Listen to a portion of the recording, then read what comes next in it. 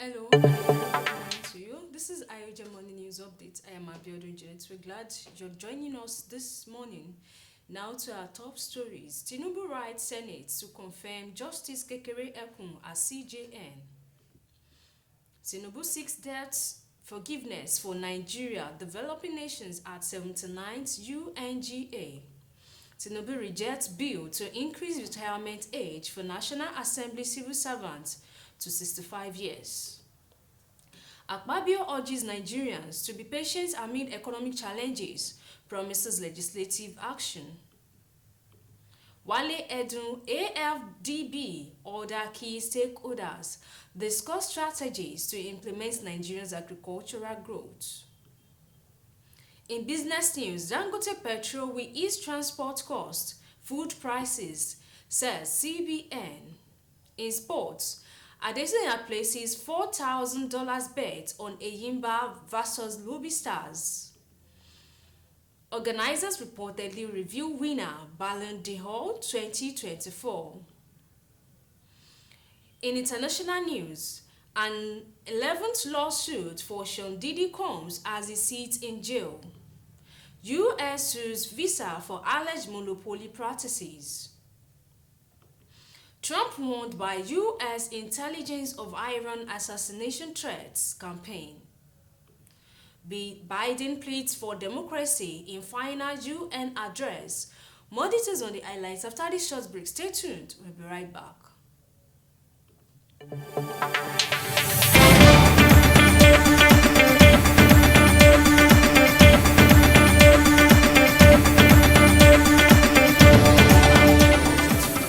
Let's dive back into the news in full. Tinubu writes Senate to confirm Justice Kekere Ekun as CJN. President Bola Tinubu has written to the Senate seeking the confirmation of Justice Kudirat Kekere Ekun as the Chief Justice of Nigeria, CJN. Senate President Godswill Akpabio read Tinubu's letter during plenary on Tuesday. In the letter, Tinubu cited Section 231 of the Nigerian Constitution, which empowers him to appoint the CJN based on recommendations from the National Judicial Council pending Senate approval. The President expressed confidence in our nomination and urged the Senate to act urgently. Tinubu seeks debt forgiveness for Nigeria. Developing nations are 79th UNGA. President Bola Ahmed Tinubu on Tuesday asked the United Nations UN to prioritize debt forgiveness for Nigeria and other developing countries from creditors and multilateral financial institutions. Tinubu charged world leaders to recommit themselves to multilateralism by deepening relations among United Nations member states in line with the principles of inclusivity, equality, and cooperation. He said this was the surest guarantee of global action against existential challenges faced by the international community. Tinubu, who is the chairman of the Authority of Heads of States and Government of the Economic Community of West African States, ECOWAS, made the calls while addressing world leaders during the general debate at the ongoing 79th session of the United Nations General Assembly, UNGA, at the United Nations headquarters in New York, United States. Represented by Vice President Kashim Shettima at the high-level annual global event, it stressed the dangers of this digressing from multilateralism. Tinubu rejects bill to increase retirement age for National Assembly civil servants to 65 years. President Bola Tinubu on Tuesday rejected a bill seeking to increase the retirement age of civil servants working in the National Assembly by an additional 5 years. Tinubu's decision was not withhold. His assent to the bill was contained in a letter read by the Senate President Godswill Akpabio on the floor during plenary. The President did not give reasons for his decision. The Senate had thrown out the bill after a heated debate. However, The Red Chamber changed its mind later and concurred with a similar bill passed by the House of Representatives. The bill is seeking to increase the retirement age to 65 years or 40 years of service, whichever comes first. The existing law prescribes 60 years of age or 35 years of service or for retirement. Akpabio urges Nigerians to be patient amid economic challenges, promises legislative action. Senate President Godswill Akpabio on Tuesday sounded our understanding of Nigerians over the current economic challenges occasioned by rising cost of living and an unpredictable market. He stated this in a speech while welcoming lawmakers from their 7-week vacation. He said the struggles of Nigerians were not lost in the National Assembly. He added that it was the sacred duty of lawmakers as their earnest representative to respond with urgency and compassion. Akpabio said the recent break was an opportunity for us to connect with the heartbeat of the constituents, instilling in them the belief that brighter days lie ahead. Wale Edun, AFDB, other key stakeholders discussed strategies to implement Nigeria's agricultural growth. The Minister of Finance and Coordinating Minister of Economy, Mr. Wale Edun, representatives of the African Development Bank, AFDB, and other stakeholders on Tuesday held a high-level meeting to accelerate the implementation of the National Agricultural Growth Scheme, Agro-Pocket, NAGS-AP. The NAGS-AP initiative was designed to stimulate increased productivity and higher yields among farmers, ensuring a significant impact on food production and agricultural growth across the country. The meeting, which was held in Abuja, brought together representatives from the Federal Ministry of Agriculture and Rural Development, Flour Mills of Nigeria, and the African Development Bank, AFDB, to discuss strategies for driving immediate results. At the meeting, Edu emphasized the critical need for an efficient input systems during the dry season, particularly stressing the importance of high-quality, adaptable seeds in achieving optimal yields.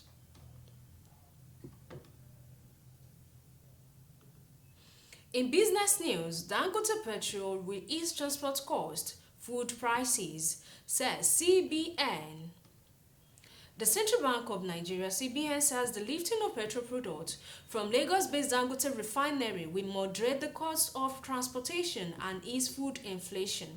CBN Governor Olayemi Cardoso stated this at a press briefing on Tuesday at the end of the 297th meeting of the Monetary Policy Committee, MPC, in Abuja.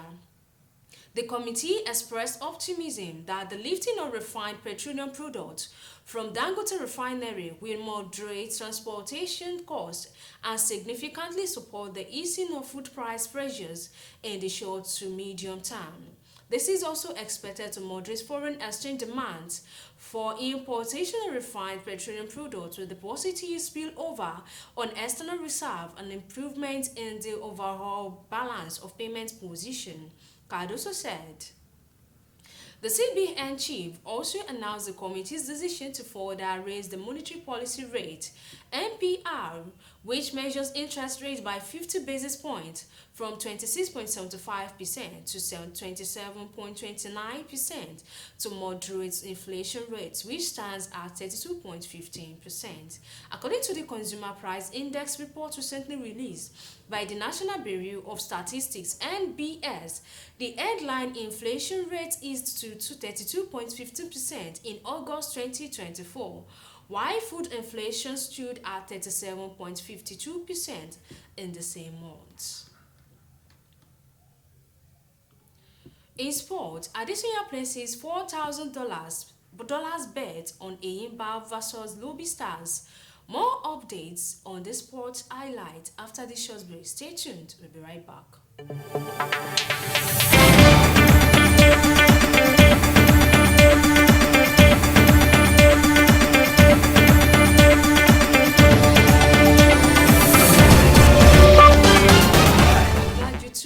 visitors. More updates on sport highlights. Adesanya places $4,000 bet on Eyimba vs Lobby Stars. Nigeria's UFC fighter Israel Adesanya has placed a bet of $4,000 on Eyimba to win their rescheduled match day 3 fixture against Lobby Stars. The encounter will take place at the Eyimba International Stadium, Aba, on Wednesday, which is today. Adesanya made the announcement on social media. Adesanya's bet showed that he was tipping the 9-time Nigeria Premier Football League champions to win with an estimated payout of $5,930. It was recalled that the UFC fighter placed a bet of $10,000 on Anthony Joshua's IBF heavyweight fight against Daniel Dubois on Saturday. Ballon d'Or 2024 organizers reportedly review winner. France Football, the organizers of the Ballon d'Or, have confirmed to Real Madrid's Vinicius Junior that he will win this year's prize according to Marca. The winner of the award will be revealed during an event on October 28. Vinicius Junior is widely expected to win it thanks to his impressive displays for the La Liga club and Brazil in the year under review. In international news, an 11th lawsuit for Sean Diddy Combs has a seat in jail.